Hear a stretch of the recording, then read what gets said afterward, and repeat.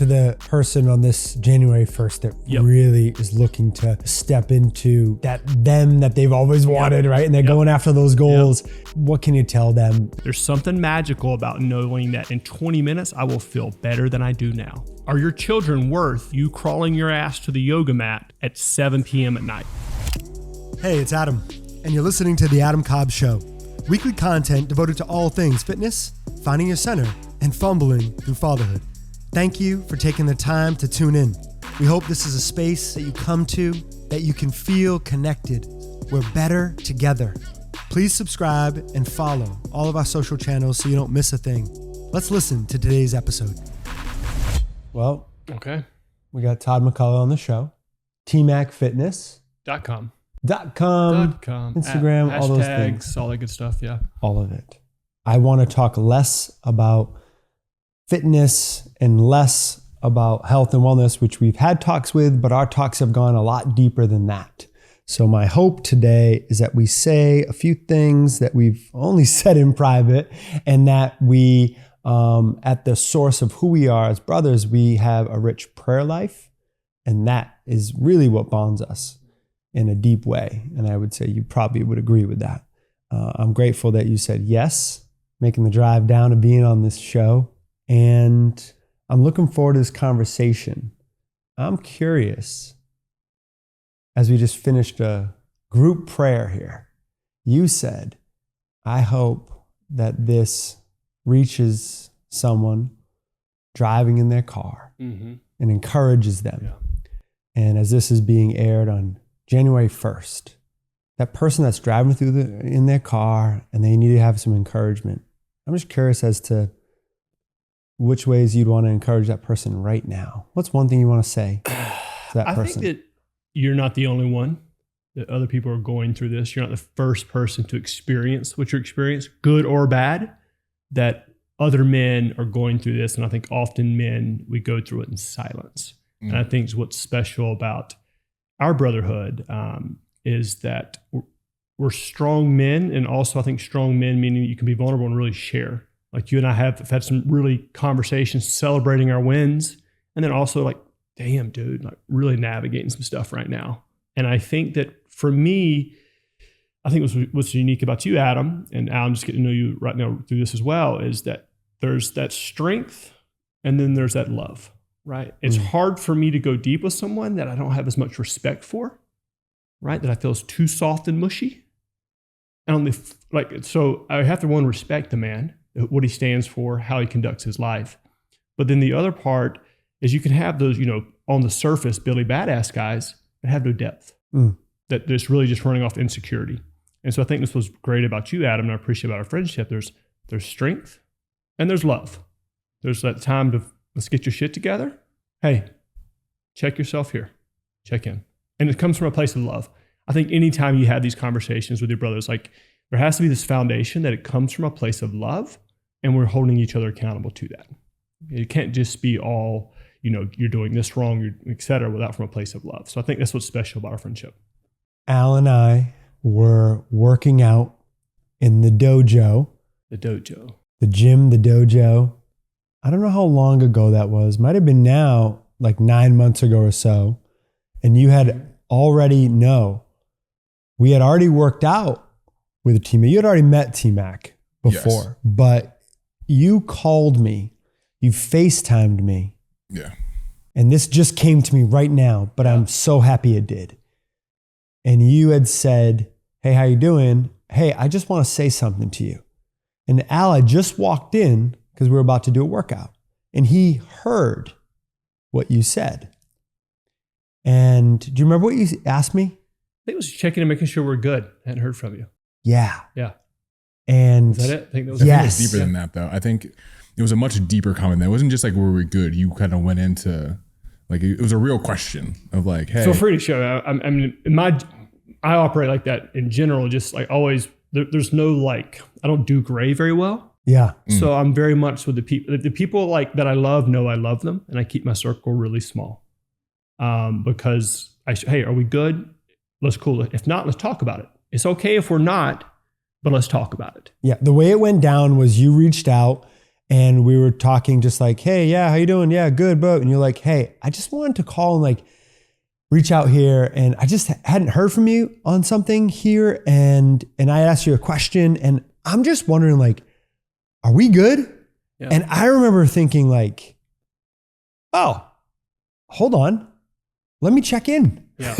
And I was like, hold on, let me do my check-in thing. And I was like, yeah, we're totally good. Like, I feel really good about our relationship, but wow, thanks for asking. I didn't even think of ever really asking somebody in that way. Well, how many times do we tell these stories about ourselves, right? Of like, well, Adam didn't respond or answer back this question. He must not care about our friendship, whatever it may be. Or we tell these stories about the women we date or whatever, as opposed to, hey, let's chat about this. Let's talk it. It's like, there's no harm, no foul, but let's be honest and talk about it. Look, we just had a miscommunication. I'm 45 minutes late for a podcast and I'm trying to figure out the location. Can't hear from this guy. Just drove 3 hours, got a dog sitter. I'm like, oh my God, what is up with Adam? I'm like, this dude just blew me off after driving 3 hours. And then I take a step back. I know Adam. That's not Adam. Let's check, make sure his family's okay. So I'm trying to figure out if I can call Daisy. Like, I don't know if I have Daisy's number. Like, make sure he's all right. Yeah. Seeing what's going on. And then it was a tech issue. Like my phone didn't get your messages. Your phone didn't get your messages. Did yeah, send the messages. I don't know where to go for this, but it's like the stories we tell ourselves, as opposed to, hey, brother, what's good? Let's chat about it. And then you came in, and I remember you being sort of like, wow. And do you remember what you followed up with in that moment? I don't remember the specifics of what I said, but I just remember having this moment of kind of like, it was so refreshing. I think that's kind of where I went with it, actually. It was so refreshing to actually hear a friend call another friend and just be like, hey, not from like a adversarial place, nothing confrontational. Big difference there. But just like, hey, something could be off. I don't actually know if it is or not, but what's up? And just like, tell me. And it was just like, people can actually talk like that. Yeah. Yeah. And what you said was, I didn't even know exactly what you said. You're like, that was refreshing. I didn't even realize that like another man, especially like another athlete, could call another athlete and ask him a question like that. And I was like, I know. I don't think I've ever done that either. Yeah. Like, that's why he's next level. Right. So I just so appreciate that. And I want to take the time and space to like honor that moment, because that moment I know will speak to somebody. Somebody's going to be listening going, oh, I'm in the gray with people. Yeah. You know, it could be your father, it could be your spouse, it could be a friend, whatever it is. I think if that relationship's important to you, like none of us love difficult conversations, but you can't move forward until you have them. And if not, it's just kind of in that gray. And but what makes you be able to do that? Because a lot of specifically men and people don't, because they hate any thought of confrontation. What helps you just, what is it inside of you that makes that important to you to do that? I don't know. You'd have to answer that I would say just if the person's important to me. If the person's important to me. That's really good. Like, I want to talk about it. And there may be some things that we both need to share that are uncomfortable and you need to step back and there's not an answer in that moment. But if the relationship's important to me, I don't see how I couldn't have the conversation. Do you think there's anybody out there that has a really good relationship with somebody that hasn't been explicit and asked them how we're doing? Absolutely. Right. Absolutely. Yeah. Rhetorical. Yeah. And so, I mean, I'll leave those voice messages for people that are close to me. Sometimes they're just like, hey, everything's good, man. And then sometimes they'll hit like, yeah, this has actually been on my mind and love to talk to you about it. And it's just like, oh, I'm super glad we reached out. Like it was maybe something I said was interpreted a certain way or taken a certain way. But again, I can't do that all the time with everybody, right? Again, to each his own, but like I have a small, tight group of people that are in my corner and I know I can count on them for anything. And likewise. Absolutely. I want to get the fitness pieces of this January 1st epi out. I believe we're already kind of started digging deeper, but I want to go to the fitness component and just give you a little bit of love, because what you've done is you've simplified, I believe, fitness and getting your body right and getting your mind right. And you've done it in a 20-minute space, and you made it simple for people to make this part of their life. So people that are watching and listening, you know, it's something that anybody, most people can be able to do. And I'm curious, if you have anything to say about kind of what created this for you, why is it important? And also like if you could give people maybe 1 or 2 to 3 tips on this new year as something to hold to be the best version of them, right? I think honestly, just following God's lead on this. I had no intentions. I mean, I was a stockbroker at Merrill Lynch. I had no intentions to be a fitness trainer. You know, my dad had a gym. I grew up in that world. I saw him struggle to make money with that. Like, I mean, I was doing right, doing good. You know, I had the suit on. I was working at Merrill Lynch. And the market crashed and it gave me a reset in 2008. And at the same time, you know, looking at God's planning, I'd gotten out of a 4 or 5 year relationship to a girl I thought I'd probably marry. And it was a bad breakup. So I was kind of lost. I'd just gotten out of playing football and dedicating the first 20 something years of my life to football. And so all this was happening at once. And I knew 2 things that always helped me was 1, exercising and leaning on God. And it was one of those pivotal moments where I could turn my back to God. And I'll never forget, when I just moved to LA, I found myself, had to sell my pickup truck because my pickup truck didn't fit in the garage in Century City at Merrill Lynch.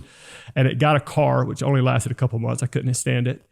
And I drove to LA. I'm staying at a flea bag motel. And I find myself at a strip club at 1 a.m. drinking a Jack and Coke. And I'm like, it was that moment of, what the fuck are you doing with your life? Just that moment, I'll never forget just sitting in that strip club and like, I don't know what the plan is, but this ain't you. On the surface, it's great. Todd's got a great job. Todd's doing X, Y, Z, yada, yada, yada. And was just kind of leaning and asking God, like where to go and getting on my knees and praying and doing that. But the problem was on the fitness side, I couldn't lift weights anymore. I had 5 surgeries from football, 3 knees, 2 shoulders, left with a messed up back and neck, and had to figure out a way to move. And found this yoga teacher in LA. Never in a million years think I'd do yoga, right? That was all for these California, you know, hippie granola folks from North Florida. We don't do yoga. But found this guru, shout out to Vinny Marino at Yoga Works, where all these former athletes are going to. And there was 80 of us in the class, Adam. Al, I was the weakest person. And I was fit, and I was the weakest person. It kicked my ass. And guess what? My back felt great. My neck felt great. My shoulders felt great. I figured out a way that I could move again without hurting. And I was like, I have to learn this magic. And literally dedicated my life to like for the next 5-6 years, just studying under him. I would when I got laid off at Merrill Lynch, took all my suits to Goodwill, started handing out flyers, started building up the personal training business. And then I would train my clients around his yoga class. And then became obsessed with, I know there's other people out there that could benefit from this practice. How can I share this? And the problem with just yoga for me was while I felt good, I was getting soft physically, losing my muscle mass, not much cardiovascular fitness. So I was like, how can I merge what I know as an athlete with yoga? And that developed into this awesome hour routine. And the hour routine was amazing in class and in a studio, right? But the problem was the number one excuse we hear as trainers is I don't have time, particularly for all the dads out there. You're commuting to work, you got soccer practice. So I took that hour routine and chopped it into the bare essentials of what I thought was needed, which is typically we'll do about a 6-7 minute yoga warm up with 13 to 14 minutes of HIIT training. The workout's over at 20 minutes. Hey, while we're here on the mat, let's stretch a little bit. You need to work on your mobility. And let's also do what's really important. Let's take a moment to connect. We take them through a brief meditation. We let them connect in a way that resonates with them. But within 30 minutes, start to finish, on a yoga mat with no equipment, they've gotten stronger, they've improved their mobility, they've improved their cardiovascular fitness, and they've connected with the source, God, whatever that looks like. And that allows them to be a better father, a better husband, and more productive at work. And that is what I've been dedicating the last 10 years towards in the fitness space. Amen. And to the person on this January 1st that really is looking to just step into that them that they've always wanted, right? And they're going after those goals. What can you tell them? Maybe I'll give a couple tips real quick. One, get clear on the why. Why is this important? Right? If it's to lose 10 pounds, great. But peel back that onion. Do you want to improve your sex life with your wife? Do you want to be strong to be able to pick up your kids? Get clear on the why, right? Really take the time to get clear on that. 2, figure out a workout program that meets you where you are right now. Right. We all want to work with Adam Cobb. If you're living in Alabama right now, you're not working with Adam Cobb in person, at least, maybe online, here in LA, right? Figure out a program that fits your busy schedule. If you have to commute, you have to fly, figure out something to do. If it's 20 minutes, if it's 30 minutes, if it's 10 minutes every day, it's better than having a gym membership and going twice a month, right? So figure out a workout routine that fits your schedule. 2, build in some sort of accountability system, right? Whether that's hiring a coach, a friend. So one of the things we do with our challenges that I found to be very helpful is that you have to do, for every day of the challenge that we run, and we run one in January, sweat, eat, mind, right steps. Every day you don't get 100% in check on that. You have to donate money to the political party you despise the most. Right? And so I used to do this, right? Where like you give it to some charity and people are like, oh, I didn't get in my steps today. No big deal. I'm just going to give money to Red Cross. But you get some hardcore Republicans in Tennessee in the South having to give money to old Joe Biden. Their ass is walking some steps in the rain. Same thing with some liberals out here in California. Do not want to give some money to Donald Trump. And so you build in accountability that way. You have to have some sort of pain. Pain is a strong motivator. That's great. So pick a program that works for you, find some accountability, keep it moving. So I feel like what I heard you say right there, TMac, was basically like solving for that January 1st lack of consistency, right? Because basically that's what ends up happening, right? Everyone's like, January 1st comes around, new me, new year. They get through the first 2 weeks and then everyone falls off and they're back to doing what they do, right? So I feel like you just basically outlined, here's how you stay consistent and you don't lose that motivation. Because let's predict the future. What's going to happen is that after 14 to 21 days in January, all of a sudden, you're going to let a day slip, a week slip, a month slip. So when that does happen, like, what are you telling your client? What are you telling that person? You get back to we have them write down on a note card. What's the why behind this? Again, peel back. I want to be there for my children. Are your children worth you crawling your ass to the yoga mat at 7 p.m. at night? The yoga mat is literally right there in your living room or your basement. Just get to the mat. And then once they've tasted our program, there's something magical about knowing that in 20 minutes, I will feel better than I do now. So we just tell them, get to the yoga mat. And in 20 minutes, you'll feel better. That's great. And you just keep chasing that feeling of how I feel after a great workout. So we remove all barriers to entry. No weights. You don't have to have a gym membership. Literally can do it anywhere you have Wi-Fi. It was beautiful. I need to go back a step because you said something and you just glossed over it.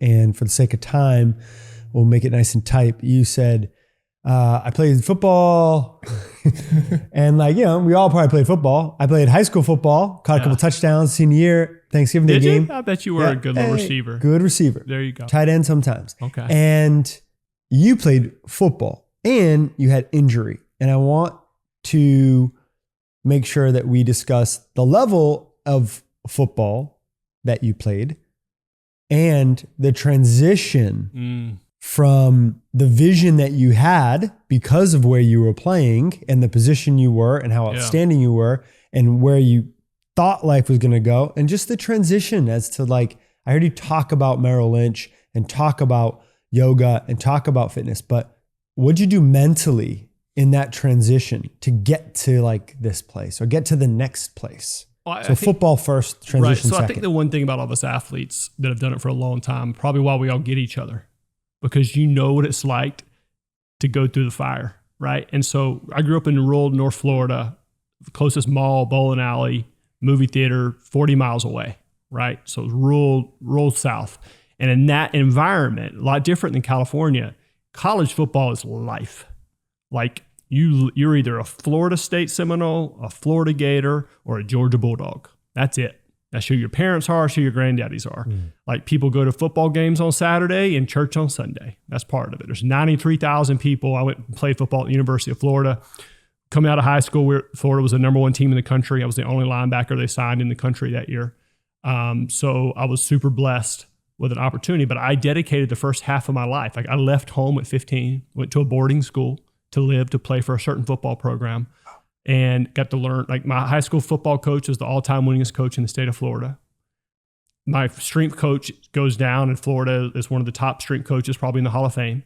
I played for 3 head coaches at Florida, 4 D coordinators, 4 linebacker coaches, and always had a surgery almost every offseason.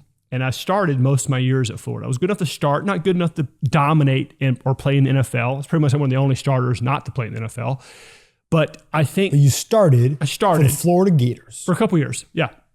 Around the same time that like the documentary came out. So the quick clip of that, my senior year, the Swamp Kings, is that what they call it? Documentary. Mm-hmm. Urban Meyer came in my senior year, and we were really good. Like I said, first year, we were number one in the country, got upset, finished number 3. It got to start the Orange Bowl as a true freshman. Whoop, whoop. All 207 pounds. Got ragdolled. But then Ron Zook came in, and back then we went 8-5, and he got fired. So Florida's lucky to go 8-5 these days. But back then the standard was like 8-5, you're fired. Like you go to Florida to win championships. That's it. That's the standard. If you're not winning championships, that's it. You're fired. You're out. And then they brought in Urban Meyer, who ended up winning 2 national championships, but it was my senior year and his first year there. And so he didn't have a fullback. He didn't think he needed the tight end. He was at Utah, and it took him about halfway through the season to adapt to the SEC. We had a really good team. And then we ended up finishing like 9-4 or something like that. And then the next year they won the national championship. So that was the standard. Like you win championships. And I think the thing that what I didn't realize at the time, it was preparing me to be an entrepreneur. I don't know if you guys feel this way at all, is that this journey of my athletic career was just highs and lows. You get a starting job. Normally you get a starting job, Al, right? Like you've got that next year, right? Well, then I get hurt. And then there's a new linebacker coach in the new season who's bringing in his next 5-star recruit that he wants to put in. Well, not only do you have to be as good as his 5-star recruit, you've now missed spring ball with getting surgery. You have to be that much better than his 5-star recruit. So every year I had to win my job back again with a different linebacker coach. And so what I learned as entrepreneurs these days is like, you're going to have good quarters. You're going to have shitty quarters. Get your ass back up. No one really gives a shit. Time to get back to work. And so I think it prepared me for that. Mm-hmm. The transition to that was, just like, I think that again, this is the thing we share is, besides the sports, is the faith, right? It's like the one thing that saved me was, while it was a tough transition, I never saw myself as a football player, as a child of God. Like I came to know Jesus at 12. That was my core identity. And so while I dedicated the skill set, had no other skill set other than football. But you can see me out there surfing, and you realize I had zero other life as a child other than football and lifting weights. But that transition of knowing that where my true identity was helped me, whereas a lot of my brothers, unfortunately, are in jail, in bad places in life because all they knew was football. And once the league either works out for a couple years or doesn't work out, you go back to slinging rocks or doing whatever you can to keep that lifestyle up. So I got a question for you. Piggybacking those 2 things that you said, right? So all of us have played athletics at, different levels, college, right? So how do you take that? Because it's almost like a superpower, right? The thing that you just mentioned, which is the having played sports, having to have to face the highs and the lows, been through the fire, right? Yep. Now, how do you then translate to your client who's never played sports, right? Because like you come to talk to 2 of us and we're like, all right, bet, cool, let's go do what they got to go do. Yeah. But to the mom, the dad, whoever it may be, who's never been in the throes. It was a learning curve. Yeah. A big learning curve. My first private client, I'll never forget, I was in Santa Monica. They hired me to train him. And he pulled up short on a cone drill we were doing. And I mean, I remember being at Florida. If you pulled up short on a cone, I punched the motherfucker in the face because I literally we would fight, because that means we all have to run again. And I would rather spend my energy fighting you than run again. I'm going to tell you, hold on. Nobody I know in life can say Jesus and then F-bomb in like the start to the end of a sentence. It's master. Jesus has had his work cut out for me. Wasn't raised in the Christian home. Wasn't raised in a Christian home, is all I could say. My mama still carries around a flask of whiskey and a 38. She's 85. So it gives you an idea where I'm from. But I remember my first client, he pulls up short on a cone drill. And without hesitation, guys, I had him by the throat up here like this. And my other fist cocked back. And I will never forget, I saw the fear of God in his eyes. And I was like, I just dropped him and was like, oh, he's paying you to get healthy. Like, you got to calm it down. So it took me a little time to adjust. Great question. But we've got beginner trainers on our program because I'm not that good at it. Because I'm not that part. Yeah. How has injury, I heard you talk about how it got you into yoga. Yep. But, I know that there's been a history of injury because we're the last time we all worked out, I couldn't do much of the workout. Exactly. So how has that informed, your life right now? And has there been any decisions that you've made, I don't know, over the last year or so because of injury? Yeah. Well, one part of the move to California again from Nashville was my body, for whatever reason, feels better in the sun, the water. But on an unexpected way, so living again, Florida from North Florida, was living in Nashville. I lived in Nashville and then back in California, Santa Barbara. But and moving's not fun. But the real lesson the last year I thought about was those who suffer from chronic pain and are alcoholics. Because I wake up most days with back pain. Until recently, almost every day was severe back pain when I wake up. Pretty bad injury down there, that L5S1. And I've watched people, family members, I won't go too much into that, but who've went off the deep end with alcohol. They severely, really wrecked their life, personal life, because they can't manage pain. And so it's easy to judge, but when you have that nerve pain in your back or a neck, it's all you can think about. And if people, thank God, I've had the tools with yoga to help manage that pain. I can't say I've fixed it completely, but I've helped learn to manage it with yoga. And a lot of people walk out there in chronic pain, don't have that skill set. And so they, drink, drugs, whatever they can. So I have a lot more compassion is what I would say is what the injuries taught me. What's the hardest part about being an East Coaster? Southern guy, East Coaster, New Yorkers, we're the South. Okay. It's a difference. A Southern guy. There you go. On the East. You guys are Yankees. Coast of the country. And now living in Santa Barbara. Yep. What's hard about that? I think a lot of people, I can imagine a lot of people relating to living somewhere where they're away from their family. Yeah. And I'm wondering if, what's hard about that? It tugs on my heart almost every day. How so? My family and I were close, really close. And I don't think I realized how close we were because that's all the environment I knew until I got away. But to this day, the majority of my family lives on one dirt road. There's 12, 14 houses of just cousins. So when I go back home, I just walk down the dirt road and go visit my uncles. My uncles, we kiss each other on the cheek. We tell me I love you. My aunts were like moms. I've always had someone live with us. Someone's going through a divorce or separation. The family in a small rural town, you have to have them survive. And so I remember when I lived in Jacksonville working at Merrill Lynch, my family stopped and was like, hey, are you okay? Why are you living in that city? Meaning Jacksonville, which was 40 miles away, right? They didn't understand that. Now, much less do they understand Santa Barbara, California, right? My pops came out here one time when I was in LA and about went to jail. Had a couple cops called on him, right? So culturally, they don't quite get that. And it's a struggle for me because when I think of where I feel the best, which is California, but there's also a big part of me that what I see as a good son, a good brother, right? Like my brother and I have tattooed on our ribs, my brother's keeper. We're 3,000 miles away. I'm not, if I'm being honest, I'm not the uncle to his kids that my uncles were to me. That tugs at me. So I think, and we're in this interesting place in society where for whatever reason, we've all had the resources that maybe our parents didn't have before to move away from our families, right? I know people listening to this as well have taken opportunities, career, whatever, but there's still that longing for home. Yeah. And then how have you managed that, right? With your mother and how close your mother and you are, right? Yeah. I know she's out here right now. Look forward to meeting her. No doubt. But there's that, I think the thing that I'm learning to navigate, I'm nowhere close to being completely at peace with it, is learning to be happy where my feet are now. And then being very present when I go home. So I try to go home every quarter. I'll spend probably 40 days a year this year in Florida with my family, but that's still not enough. It never will be enough. It'll never be.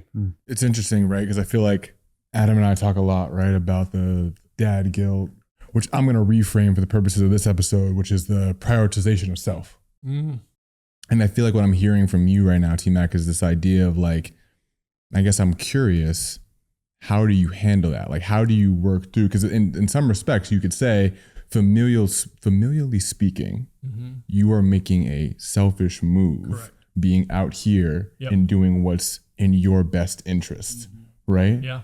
Like, I struggle. I can't say I've completely been at peace with that. I still struggle with it. How do you find peace in that struggle? I find peace in that struggle. I think that's the best way of saying it, right? Wow.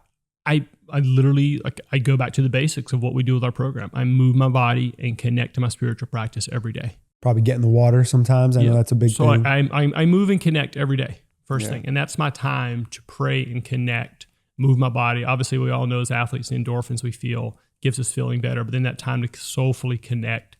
And then I make it a point, like every quarter, like I try to get clients in Florida, more probably in California sometimes, just so I can go back more, right? And so I make a huge sacrifice with that. But I think I will always, honestly, I'll like have a struggle there between being in this environment where I feel like I thrive the most versus being there as a son for my parents and a brother. I think I will always have that tension. So what's your advice to the listeners? Because I imagine that there's so many people, right? This is just this is a people question, right? Or a people issue who struggle with, hey, here's what I need, right? And putting yourself first. Like, what's your advice to them to do that and do that in a guilt-free way so that, you know, they can better manage that, as opposed to what I think a lot of people do is they don't move to Santa Barbara and they stay on that dirt road and they just say, well, I'm doing the right thing. Right. I think every man has to answer that, be true to himself on that. I think every man has to answer that. For my brother, it was an easy decision and it's the right decision. He hunts deer behind the house. He's a police officer. He does not fit in California, right? He's true to who he is, and I admire that. I think you have to be true to who you are. I think that puts you to be the best man you can be. And I think it's also, there's this part of love that we've forgotten in this society. There's a sacrificial part of love too, meaning that, hey, I just bought a $1,200 plane ticket to go back for Christmas. That's an expensive ticket. Makes no damn sense. I should go in February for $600. But for whatever damn reason, that Christmas is like the damn Super Bowl for my mama. And until I have children of my own, my ass is going to be home for Christmas. I'm 42 years old and I have yet to ever miss a Christmas. That's just part of the sacrifice I make. Would I rather be in California catching waves? Fuck yeah. But I love my mama. I love my brother. I love my daddy. And that's part of the choice I make. I think it's the Southern thing. I think that's how he gets away with it. It's definitely the Southern drawl thing that makes all of it. I think so too. I think if I did the same thing right now, it was like, yo, fuck this, love my mom. It doesn't hit the same. Yeah. It just doesn't. There isn't like a natural flow to that. I think you get away with so much more because of the Southern drawl. It must be. I do too. Yeah, it's a hot take. I love that, brother. Thank you for naming that. I was actually listening, going, man, it's so charismatic. It just makes sense. Yeah. I really relate to that because, of course, I'm here in now Hermosa Beach, and you know, my mom's visiting from Massachusetts. But this year, for our family, we had one of my aunts and one of my uncles pass. Yep. And I didn't feel it. Yes, I miss my mom. Yes, I miss my stepdad, my pops. Yes, I miss my cousins. Okay, there's certain people I miss. But when death hit, I was out here, felt like really isolated. As much as I could talk to my partner about it, and as much as I could talk FaceTime, I couldn't give the hugs. I couldn't receive the hugs. It was really hard, and I wanted to just be there. So I ended up, going home for one of the funerals, but another I didn't. And it was a hard part. And that was when I really felt it. Yep. And I don't think I felt it enough to make sure I live in Fairhaven, Massachusetts, but I love it here. But I struggle with this on a probably not daily, but definitely weekly basis. Well, I think I'm curious, right? Because I think it's that learning to struggle well. Maybe I think to say you don't struggle is maybe not the most honest or best thing either, but can you struggle well? Can you struggle well? And I'm curious with you, right? Like, so you being this far away from your mom and where you grew up, your kids are going to get, I mean, you raise your kids in Manhattan Beach. What an amazing place for a kid to grow up. I mean, it doesn't get much better, right? And they're not going to have your mama next door as a grandma. How do you navigate that? Yeah, that relationship with the grandparents. Yeah, well, I try to get my mom out here as much as possible. I FaceTime with my mom and Scarlett, who's now 3. How often y'all do that? I FaceTime with my mom every day. Oh, wow, that's great. Sometimes twice a day. Oh, wow, that's amazing. Yeah, and I do it just in quick little moments. Yeah.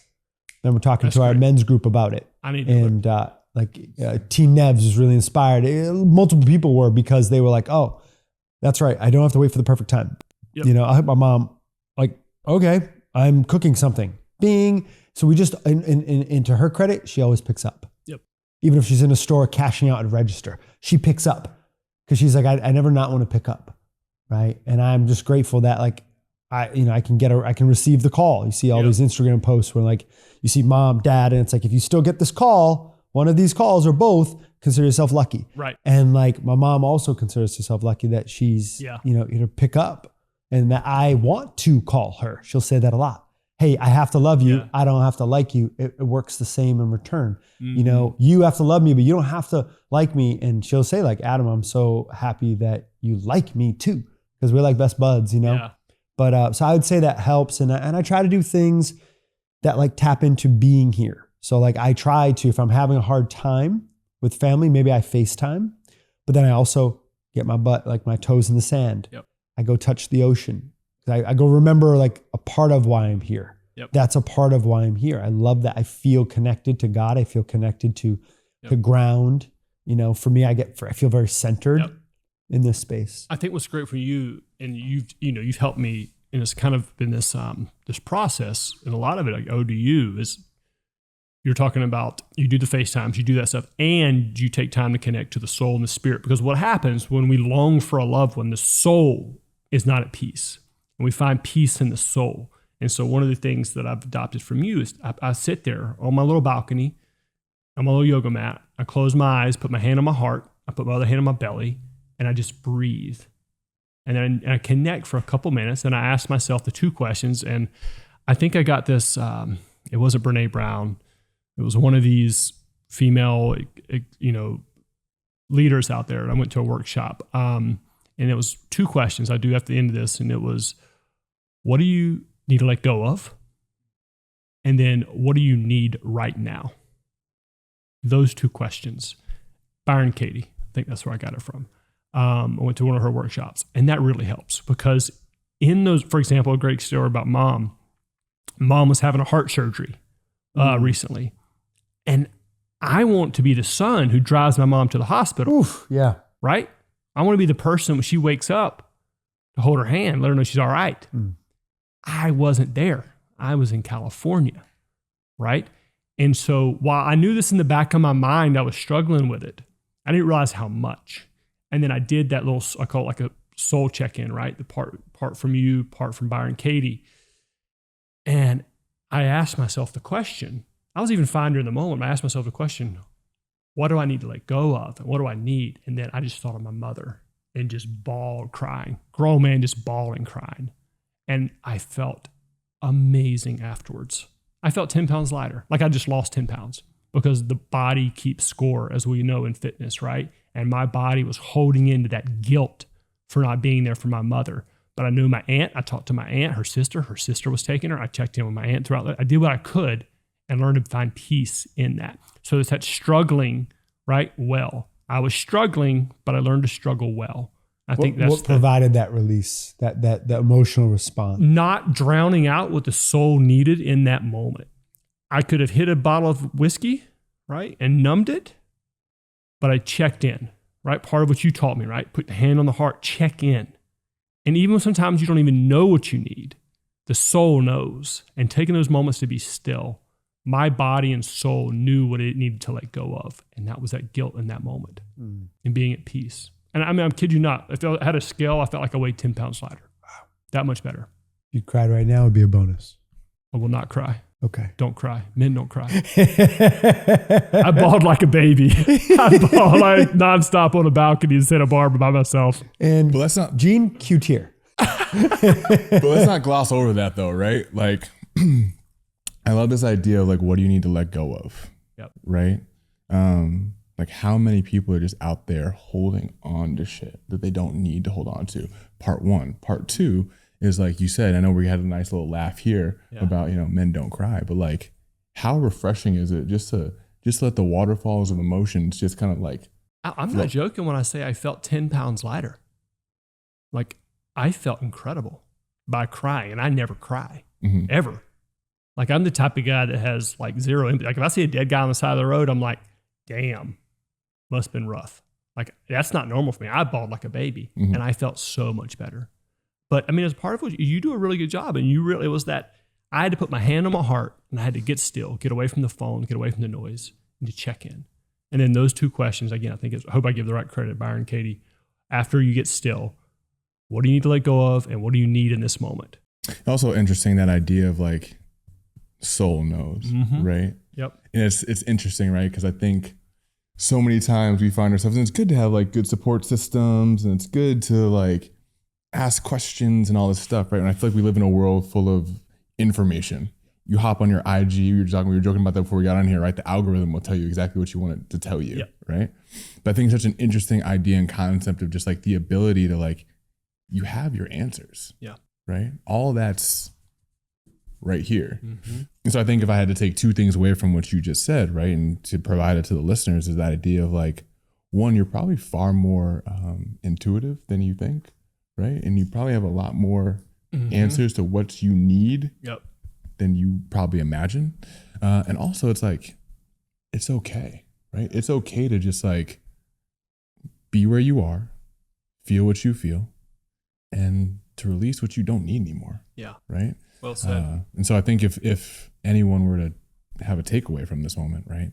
Release some of that guilt, release some of that negative energy, release some of that fear, whatever it may be, you know? I think a practical tip for those dads out there is I love building in systems.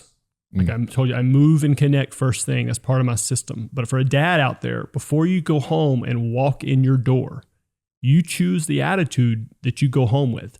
Don't bring your shit from work in the house. Sit in your car, in the garage, or at the office. Do that soul check-in or however you damn connect, and let go of that shit before you bring it home to your children. So I think that building in systems, because it's theoretical, it sounds nice, but at 2:00, what are you doing? At 4:00, like I have to build in systems for me to continually do it. If not, I'll look at that stupid Instagram all day when I get bored. A big premise of the show was very much around the idea that fatherhood can be really isolating. I felt isolated in the beginning of becoming a dad, and we've kind of coined this phrase of like fumbling through fatherhood. That's a great phrase. Right? Fumbling through fatherhood. So fitness, finding your center. What's that? Can't wait for the merch, but continue. Fitness, finding your center, and fumbling through fatherhood. So far we've talked through some fitness stuff, some finding your center with you. And when it comes to the fumbling through fatherhood, though you're not a father yet, I'm curious to your vision of being a dad, because I know it's important to you. I have a specific question that I'd love to ask, but I want to first hear just like, what's your vision of being a dad? What's it look like? What kind of dad do you want to be? I'm certainly looking forward to it. And I think it's changed. Like I almost got married, I said, out of college. And how would I have been a dad maybe in my 20s versus now I'm 42, in my 40s is a little bit different, you know? I think now I'm a little bit more patient. I will still want my kid to be strong and courageous, boy or girl. I think I've got a little bit more understanding as human beings that we're all going to make mistakes. So I have a little bit more compassion and understanding with that, as opposed to being so militant, how I probably would have been in my 20s. You know, I look back at my father and our relationship. My dad and mom had me at 21, 22. I see the old VHS videos. They were kids having kids. And I'm like, oh, that's why you reacted like that. You were 23 years old raising me, right? And so I think that I'm curious as I get older and have more life experiences, how that evolves. But I think that ultimately for me, I want my kid to be strong. I want my kid to have lots of love in their life, to have a rich life with friends. I could give two shits what they do for work, whether they play sports or don't play sports. I want them to be a strong and humble warrior, boy or girl. That's what I want for them. So interesting, because I feel like you and I, Adam, have had this conversation. I think you might be the first person I've spoken to, I'll phrase it that way, who's played sports and has but indifferent to I'll go to the first play and not have a damn clue what they're jumping around and singing about, but I'll be happy to go if that's what they're into. You know, I could relate to them a hell of a lot more if we're talking about sports, but the last ball I'm giving my kids is football. First thing I'm putting a boy or girl into is jiu-jitsu. First thing. I've went to a handful of classes. I think it's the most practical thing that a boy or girl can learn is how to control their body and control a bigger, stronger component. I think that's the first thing I'll put them in sports-wise. I'll give them every other ball before football. And if that little bastard wants to go that route, he's going to have a hell of a coach as a dad. That's all I can say. I hope he chooses something else. But if he goes that route, we're going to do it the right way. What comes up for you around balancing your professional goals and having a family? Like I hear it from a lot of men that are 40 plus that it's like, yeah, but I want to dial in, you know, my professional career, my blank, whatever the fill in the blank is before I settle down. So 2-part question. 1, how do you balance right now the importance of your professional career and family? And then 2, like, what's this like partner that you're gonna have a family?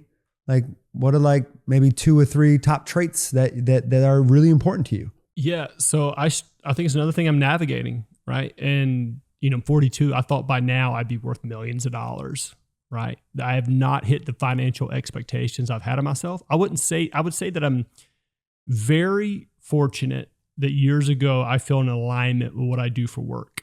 I help busy mom and dads move their bodies and connect to their spiritual practice and give them the tools to do that so they're better parents, better human beings. I feel very aligned what I do work-wise. I've done a poor job of making enough money with that business, right? And I think there's a part of financial responsibility as a man that I feel, can't speak for other men, that want to be able to provide for the family, right? And I think that I struggle with that. I'm having to learn to let go of a little bit of that, be okay with dual incomes, right? Like be okay with, hey, maybe your wife makes a little bit more money than you, right? I'm learning to navigate that. But I do feel, at least for me, right? I always say that every person has to answer this for themselves. It's not what's right for me, what's right for them.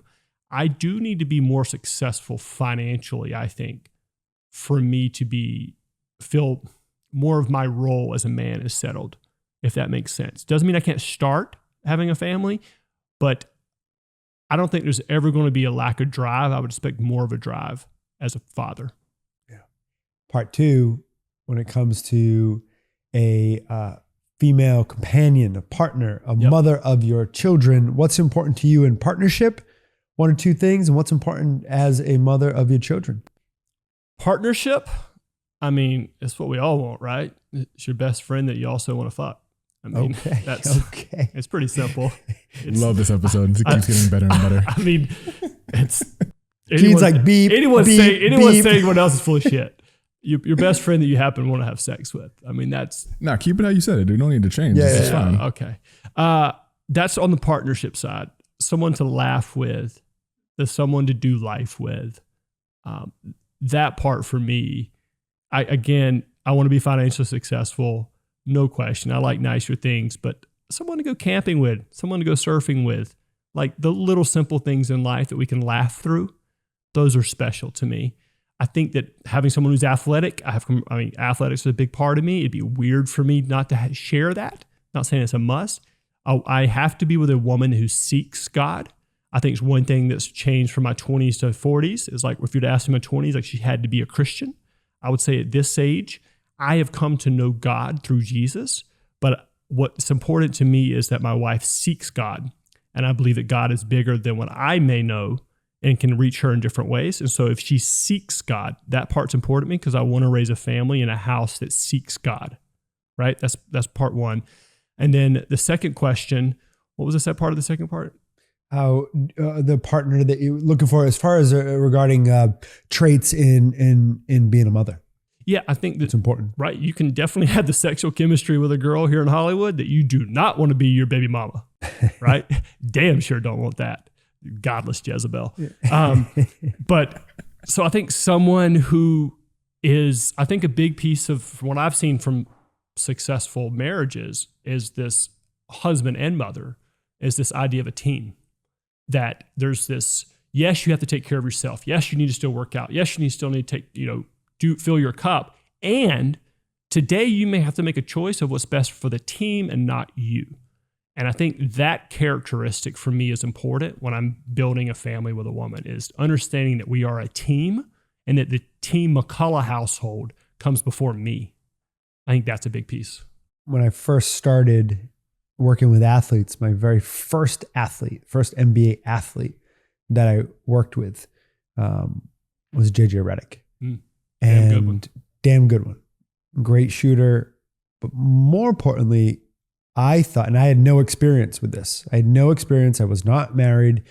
In between like a workout, talking nutrition, going to shoot hoops, he would check in with his wife and he would just call her, check in. And he checked in probably in like a 3 to 4 hour time span together. He'd check in maybe 3 times. Wow.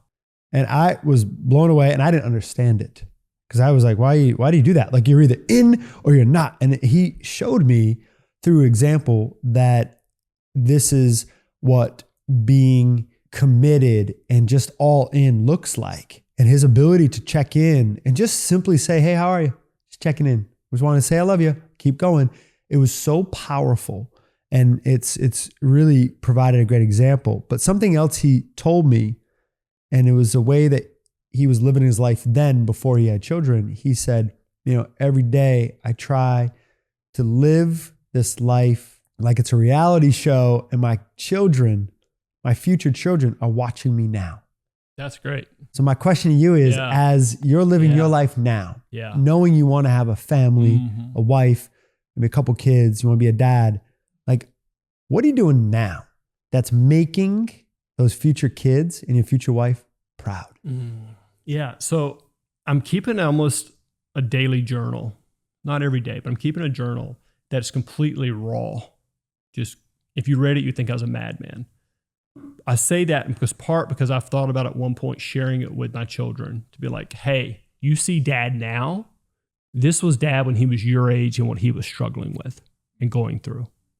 Like most people look up to their dads, right? And I hope my children have some reverence for me. I think for me is, if that's the case, make sure I show them me when I struggle and have some sort of record of that, or something where I can show them, hey, this is at 30, like this is what you thought was struggling. This is what your dad was doing at 30. It's not perfect. I don't do it every day, but I keep it with me. I think that's one thing the last couple of years I've started doing, is that I know they're going to see the highlight reel by default. That's what I want them to see. But I also want them to see that dad struggles just like they struggle. Man, that was a big reason why we wanted to do this show.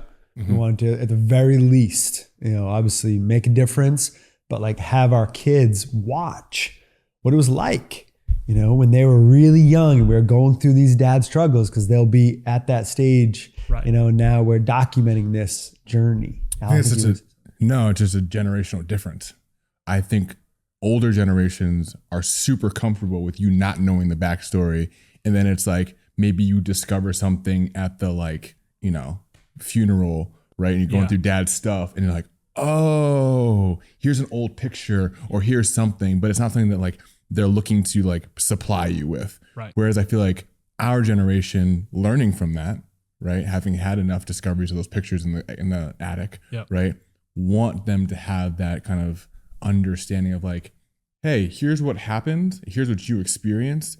But also I want basically like humanizing us, right? It's like humanizing yourself so that your kids can have the ability to understand what life is like and then also take that humanization so that they can kind of have some grace for themselves, right? As opposed to whatever you would fabricate in your mind as a child because you don't understand, because you're only looking like, all right, I see that, I see mom, they go to work, they put food on the table, they drive me here, and that's all I know of their existence. I don't know that, you know, they're battling with these demons or they're having these problems. And if I had known that, wow, what the compassion I would have had. And it's not to make, I don't think you're doing that in that moment to create compassion for yourself, right? But I think it's just to have education and information to say, hey, here's what life can look like. Here's the things that I went through. And you can use that as your own kind of like.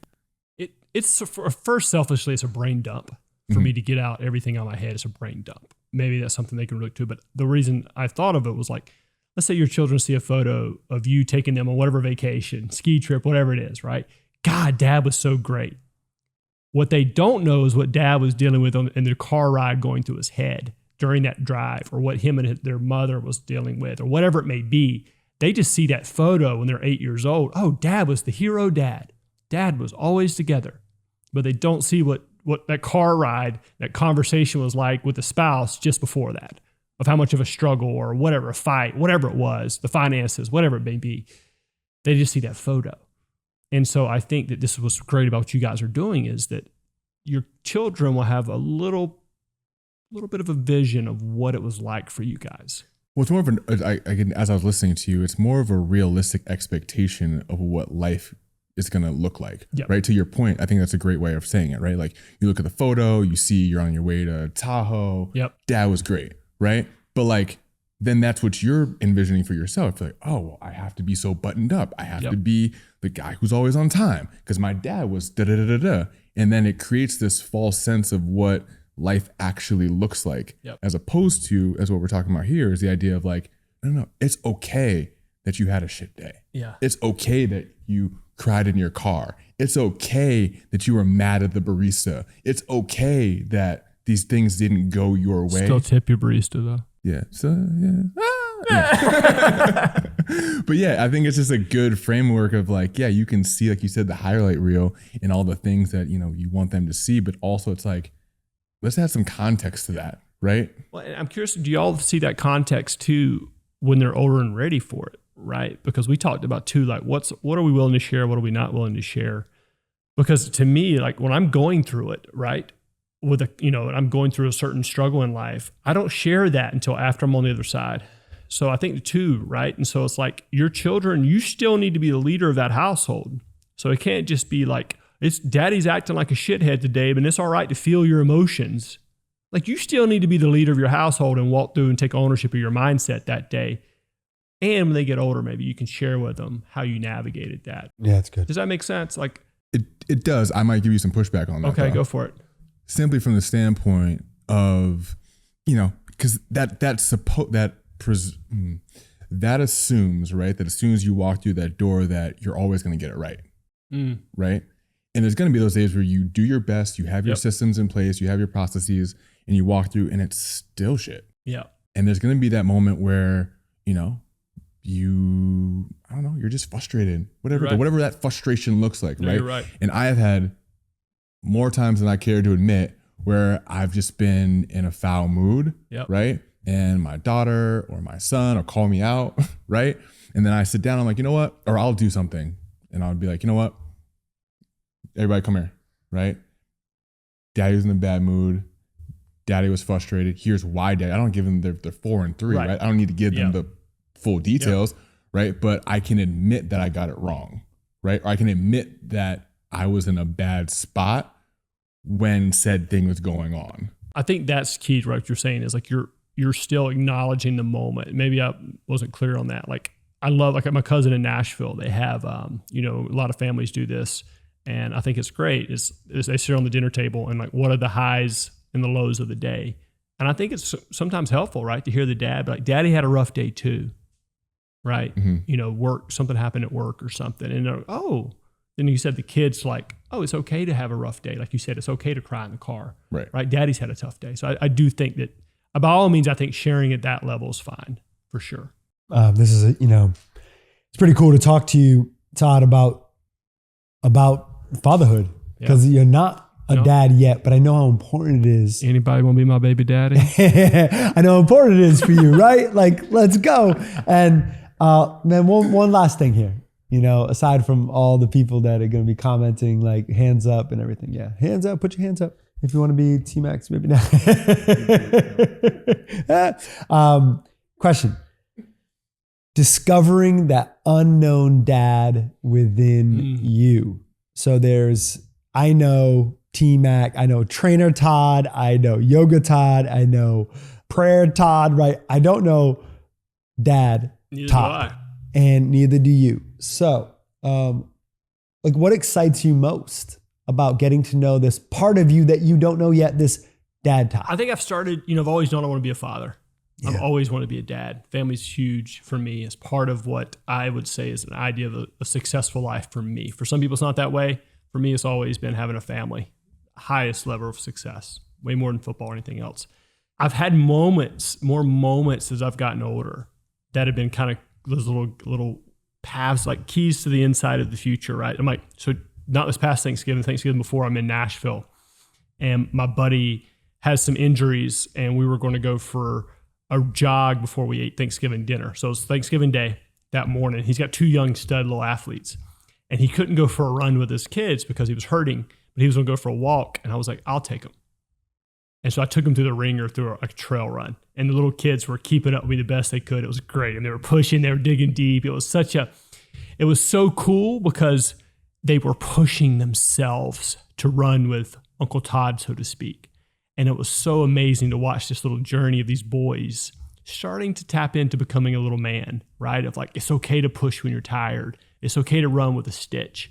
And I watched them, my buddy's kids, have that moment. And I'm like, oh, yeah, I love this moment. And I can't wait to do it with my kids one day. I love it. Question as we play with this vision and we're closing out here, and it'd be cool to look back on this episode in the future. When you are dad, I'm curious what question you have for that part of you that you don't know yet. What question do you have for that, Todd? Why did you ever think it so much? Yeah. Boy. Yeah. Just be. Yeah. Enjoy the moment you have right now. Because there's a 3-hour drive back to Santa Barbara that may not happen. So enjoy this moment with these 2 amazing gentlemen right here, and then go with it. So good. Thank you. Thank you for saying yes to this. Thank you for being here, for being with Al and I and Gene, and just being part of this crew. Thank you for having me. Absolutely. This is an amazing show. Brother back there, Gene, operating this thing. It looks amazing. So happy and honored to be a part of y'all's team. So thank you guys. Thanks for making us better today. Yeah. Thank you. All right. All right. Cool. Peace. Man. Talk about a drop mic moment at the end. Why'd you overthink it? Whoa. That was awesome.